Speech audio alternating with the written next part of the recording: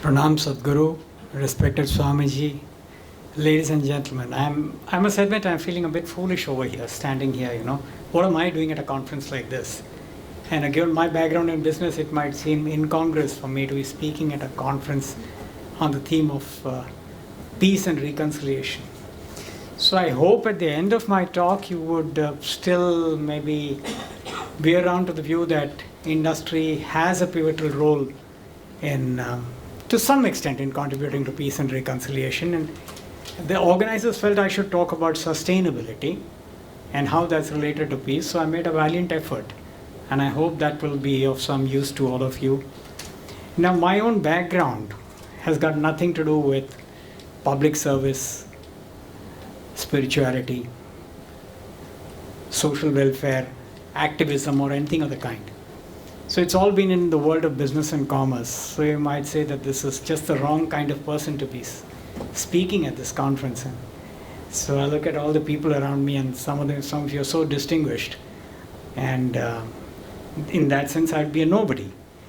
So the point is that I have worked solely in the area of business and commerce, and I still consult in the area of business and marketing strategy for a variety of organizations, which are all devoted to making money. And my consulting is all about helping them create greater economic wealth. So still, is there a perspective that we can offer on sustainability or on peace, on reconciliation? Let's explore that, and let's see whether we have something to say. So just to give the whole context of everything, and I have very little to say, but let me just give you the context. I spent a fair amount of my career, say at least half of my nearly 40 years of career, in an industry which is regarded as a red category industry. So I shall try to talk about that, because this is the thin edge of the wedge. We're talking about the battery industry. No, it's a very, very useful product. I mean, right now, this is backed up by batteries. The vehicles in which we came were started, their internal combustion engines were started using batteries. Batteries are used in traction, they're used in defense and space applications. They're terribly useful things. Terribly, terribly useful. I mean, we can't exist without them. Our phones have batteries, our laptops have batteries, and we got terribly used to them. Storage power is now an inevitable part of our life. We can't roll back progress and go back to the way that we were. We can't deny ourselves the comforts that we've got used to. And no doubt these comforts also enable us to become more productive and also become perhaps better human beings. I mean, if we were back in the age of being, in the stone ages of fighting for survival, I don't think we'd have time to talk about peace, reconciliation, and sustainability. Life would be brutal, short, and nasty. And as mankind, we progress to a higher level of evolution, a higher level of consciousness. And that's also because many of the creature comforts that today we are used to have now become available to us. So we have physical comfort, we have food on our table, we can control the climate just around us, even if not the larger climate. And that makes us do things and gives us the time to reflect, to think, educate ourselves, and become maybe better human beings. So, I must also tell you that I run the Indian Battery Manufacturers Association. All the battery manufacturers know me, and they said, why don't you run this for us? And I can tell you that the number one agenda of that association is compliance. Compliance, environmental compliance. It may seem like a strange thing. An industry body's number one agenda is environmental compliance, and I'm not saying it, you can just go to their website and see it at ibma.org.in. That is the number one thing. The other interesting thing is that in that industry, close to 10 to 15% of the time of the chief executive is spent on environmental health and safety. When I took over as CEO, I found that it was an annoyingly large amount of time that I was spending on this. There were days like, when you were spending almost the whole day just reviewing EHS. But that is a fact of that industry. That industry has got, it uses lead in the batteries. Lead is an extremely toxic element if not used properly. And so you have everywhere an EHS officer, you have an EHS department, and a fair amount of time and energy is spent not on how you're making money, but how you're mitigating environmental health and, let's say, dangerous impacts of your industry. That's how important it is. I was also very pleasantly surprised when my good friend and the MD and CEO of Exide Industries, which is India's largest battery company, Shubhir Chakravarti, during his acceptance speech when he was bestowed the Distinguished Alumnus Award at IIM Calcutta just, I think, 2 weeks ago. In that acceptance speech, he devoted his entire address to sustainability. That's only an indication of, I mean, he could have talked about so many other things. He's been bestowed the Distinguished Alumnus Award. He could have talked about how he's built a successful industry. No, he talked about sustainability. And this is just not a stray case. This is the number one thing on people's minds. So that would seem very strange to you, and I shall explain to you the logic. So what I shall do over here is to try and break up this whole thing into answering 3 important questions. Just bear with me while I read out those 3 questions. The first question is, why at all would industry bother about sustainability? I mean, Dr. Nami talked about, they are more interested in money than trees. So it seems silly. Why should you be wasting your time talking about the environment? You should be talking about how you can make more money, sustainability. Forget sustainability. It's all about shareholder value maximization, profits, EBITDA, and stuff like that. So that's the first question that's answered. Is there actually a driver for industry to concentrate on sustainability? The second thing, it's all very nice to say. Can industry really do anything about it? I mean, it's all about extraction of resources, mined resources or natural resources, and converting them into goods and services that you can sell for a profit. That's what industry is all about. So then, can they really do anything about it? That's the second question that I want to answer. And the third is, how is all that related to peace and justice, or is it at all related to it? So let us explore these 3 things. So the first part, let's talk to you about industry's drivers for sustainability. Does industry really have anything that's pushing it in that direction? The first point I shall give you a commercial compulsion, business compulsion. Now, we were all used to, when we secure business from automotive majors, what we call original equipment manufacturers, we're very used to the fact that they'd come into a very, very thorough and critical quality audit. We're prepared for it. They'd come in and strip you. They'd look at every process and see if anything could go wrong. And we were well prepared for it. I think one of the first experience I had was when we bid for Volvo Sweden, and we bid for their Indian business. And the first thing that happened is that a team came down to do an environmental and social audit. And we were like, we were completely blindsided. They came in to see that were we managing the environment well? What were we doing for the local community? They in fact asked the question, what are you doing for the rural women in Marimale Nagar? And we had to scramble our brains and think of something. And if you don't score a certain minimum, you don't score 70% on that, on their sheet, that's the end of it. You don't proceed to the next step. It's not that you're competitive, that you make a great product, all that is secondary. First, do you qualify an environmental and social audit? You don't qualify an environmental and social audit, you don't even get to the next team. The next team doesn't visit you. You just red marked and that's it. I don't think you'll get that business for life. I mean, luckily we passed that audit, that's a great thing. Because by the time we had got some consciousness. But it was a dramatic indicator to us of the fact that large organizations especially are very careful about who they source from, who they do business with. So this is not a question of only Volvo, it's about responsible sourcing of even coffee beans, responsible sourcing of diamonds, and you have them marked saying, these are responsibly sourced and stuff like that. So the first thing is that there is an absolute business compulsion. You want to be in business, you better stay sustainable. So that's the first reason, so I don't have to tell you that. The second thing is that almost in every industry, you always look at how you can actually minimize your costs of operation. So extraction of groundwater, can I minimize it? And frankly, it might seem like a small thing, but it actually has an effect on the bottom line. So there is an economic rationale. So if you want to make money, you have to bother about the trees. You can't not bother about the trees. That's the second thing. So apart from a business compulsion, there is also the economic rationale.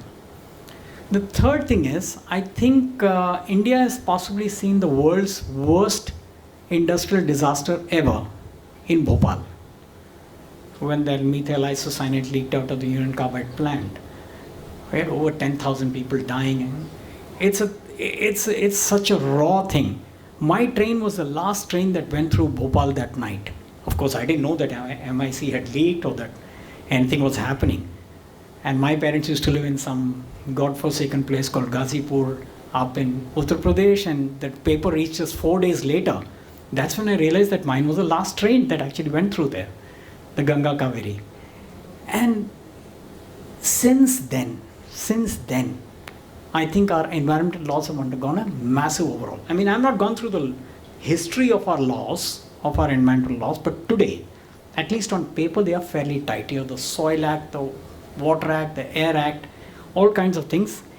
You have a whole host of bodies that actually pressurize you. You have the local communities that go up in arms. There was the Sterlite agitation. I don't want to talk about this or that. I mean, there are so many agitations everywhere. Anytime you try to do something, there is some group that actually comes up and says that, you shouldn't be doing it. And it can be a bit frustrating too, where it is the Adivasis in Niyamagiri, whether it is the people in the Konkan area protesting against a power plant or a copper plant or something like that. It's become extremely difficult. It's become extremely difficult to acquire land and to actually set up industry.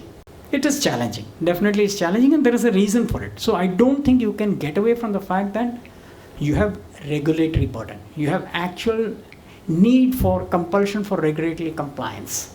So aside from the fact that if you want business, you've got to be environmentally compliant, you've got to be sustainable. There is an economic rationale for it. The third thing is that there is an absolute regulatory burden on you. There is an absolute pressure over there. So I don't think you have a situation where industry can say that they are not worried about sustainability. Those days are past us. Maybe it was there back then, I don't know, 1980s, 1970s, and I do agree. I have seen industry from 1980s. I don't think we were so concerned about things at that point in time. We didn't know that there were harmful effects of what we used to do. Now, that's the first part. The second part is that, is there really anything that industry can do with sustainability? I know you hear a lot of buzzwords. So let me break this up for you into three things that industry can and does, absolutely does. The first is refuse. The second is reduce and reuse. And the third is recycle. When it comes to refuse, let me tell you, let me give an example of something that you'll be very familiar with. Expanded polystyrene, or what we call thermocol. Now, thermocol is a fantastic material. It is light. It can be shaped into almost anything, and it absorbs a lot of shock, which has made it the secondary packaging material of choice for white goods, electronic equipment, and also for batteries. We used to use a lot of it in batteries. It's only later that we started realizing that anything that requires protection, definitely first thing you opt for is thermocol. It's cheap, it's available. You can easily mold it into almost any shape, and sort of protect your this thing. When it goes out, and when it's a one-use material, you have no use for it thereafter. Once it's thrown out, that thing just remains in the ground. There's absolutely nothing you can do with it. It doesn't degrade. You see landfills and it's a sorry sight. You see pieces of thermocol lying all over, splattered. There's nothing you can do with it.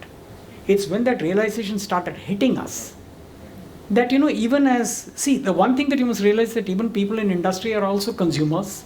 They are also members of civil society. They want their children to have nice, clean playgrounds. They want nice parks. They want clean cities. They want good air. So it's not that they don't want it.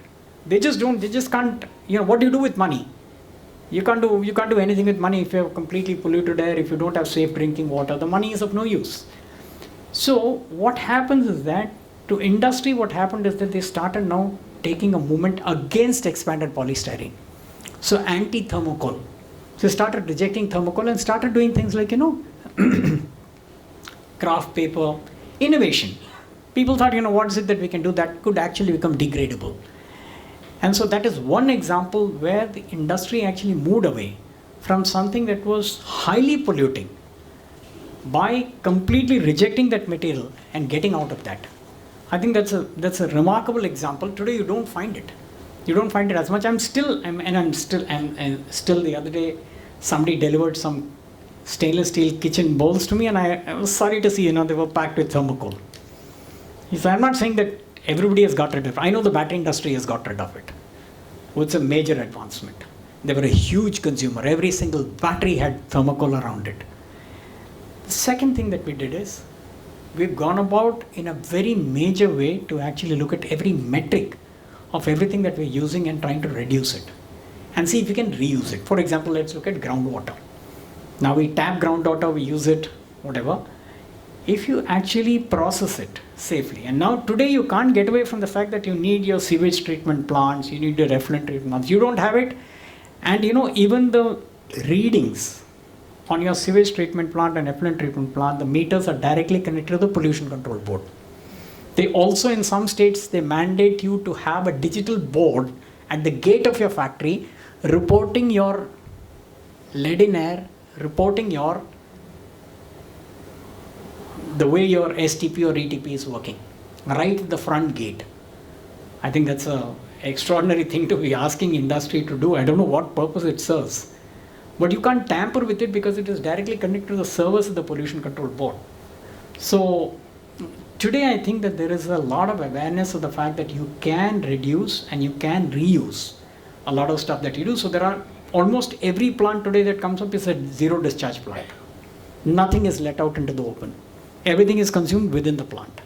So that's a great thing. And they take a lot of pride. Everyone takes a lot of pride in seeing a green factory, a green cover, lovely lawns, more than your machines.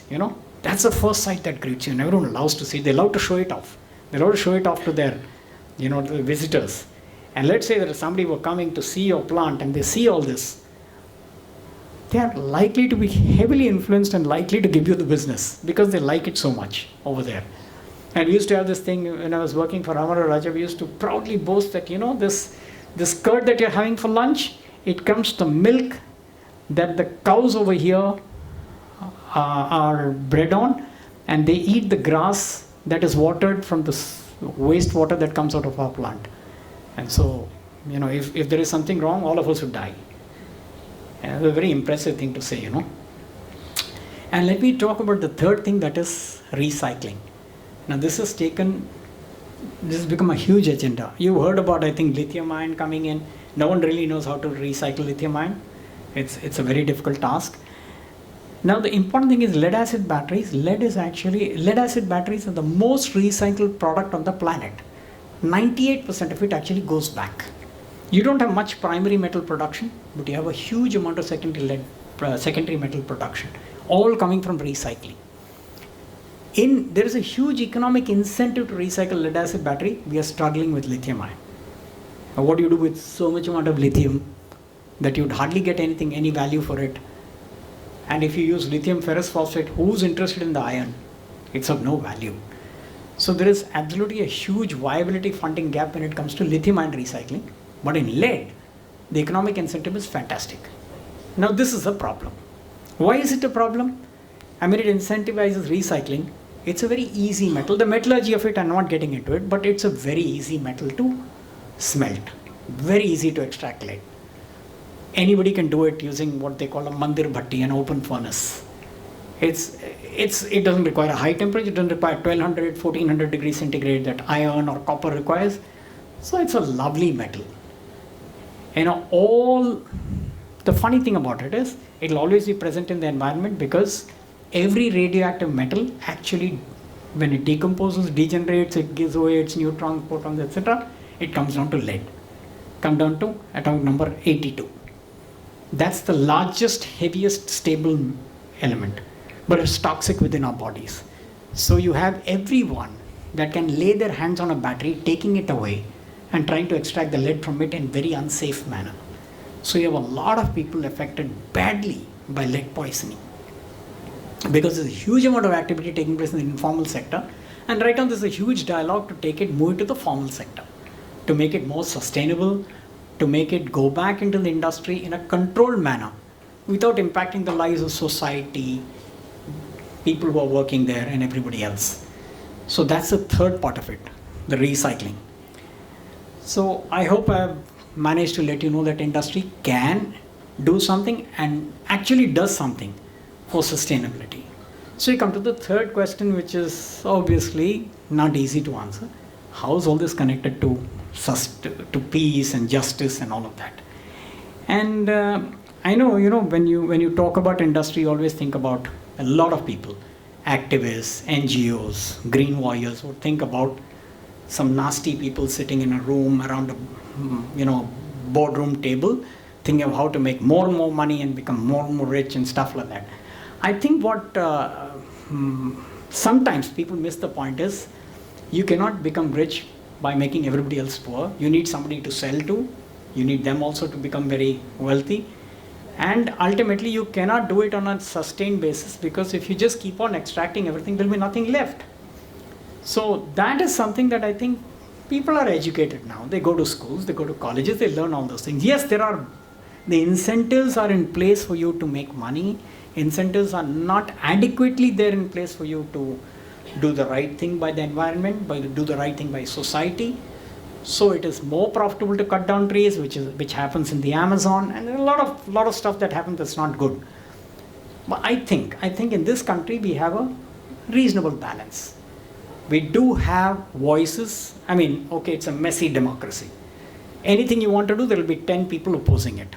And that is good, bad, I don't know. I'm not an expert in politics. I'm not an expert in any of that. But I think a certain amount of balance is good in the long run.